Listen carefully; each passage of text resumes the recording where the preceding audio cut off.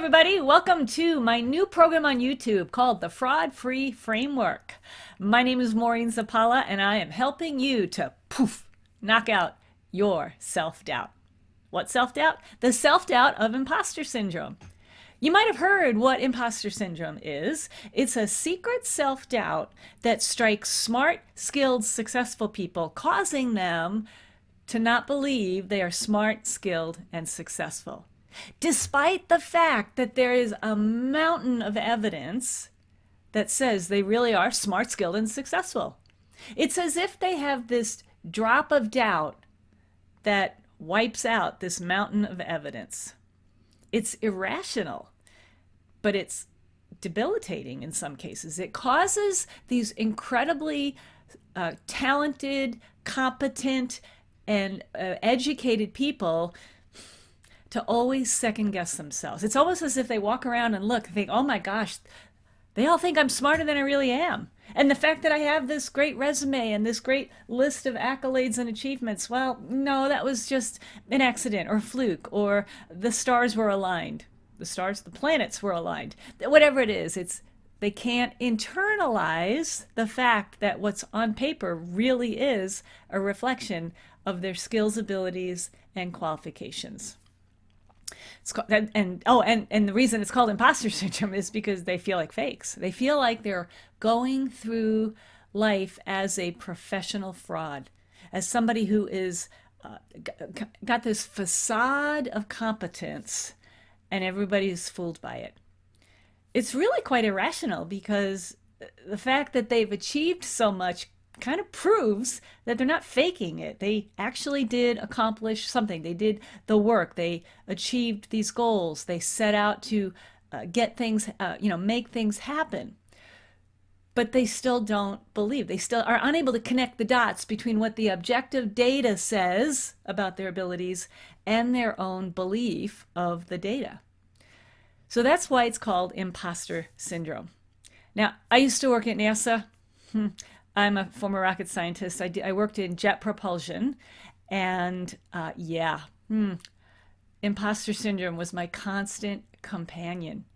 I mean, I was even in a position of influence, and I mean, people knew me around the world because of the job that I had. I was the manager, facility manager, which is essentially a director of a jet engine test facility. It was one of the only facilities in this country that could do this type of testing. And, I was the manager. And so you would think that I didn't just stumble into the job. They gave it to me because I could do it. But I still believed that I was in over my head. So what I have done over the years, as I'm not in engineering anymore. I don't work for NASA anymore. I loved my job there. I loved my life there. It was just time to move on. I'm now a professional speaker, and I train and I teach people what I call this fraud-free framework, 5 strategies for overcoming imposter syndrome.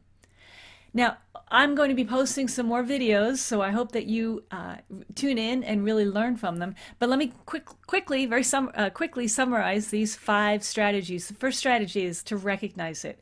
You can't battle an enemy unless you know the enemy. So I'll show you exactly what the symptoms of imposter syndrome are. The second strategy is to reverse it. It's a thought pattern problem. So if you change your thinking, if you put the brakes on it and reverse it, you could do so much to put a halt on this irrational and debilitating fear. Third strategy is what I call re-people it. It's a word I made up. If the thought process happens here in your head, there is an element of it that happens when you're outside, when you're out around with other people. So re-peopling it is essentially re-evaluating your own set of skills and abilities and what you bring to the world. And that one's a fun video. The fourth strategy is to repel it. You can use those first 3 strategies to really put the brakes on the imposter syndrome, but guess what? It's going to keep coming back. It's a dirty little secret of imposter syndrome. You don't always completely eliminate it, but you can alleviate it. But one of the ways to alleviate it is to repel it. So strategy number 4 is to repel it. What do you do when you've learned all these strategies, but it still kind of gets down on you?